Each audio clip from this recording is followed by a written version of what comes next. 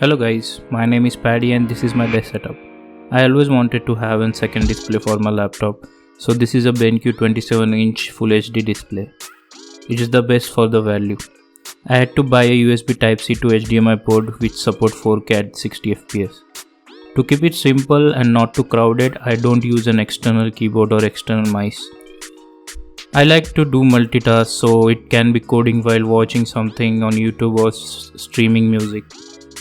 Here is a tip. If you want to close the laptop and watch the movie on a big screen, put your MacBook on charger and close the lid and enjoy. My desk also have a notebook in case if I want to write something down. Next thing, I invested in a microphone. This microphone is from Monau. It comes with all the necessary accessories and for the price it's the best one can buy. Last but not the least, AirPods, which are best for listening to music and phone calls and also works amazing with the Apple ecosystem. So this was my simple and minimal desk setup.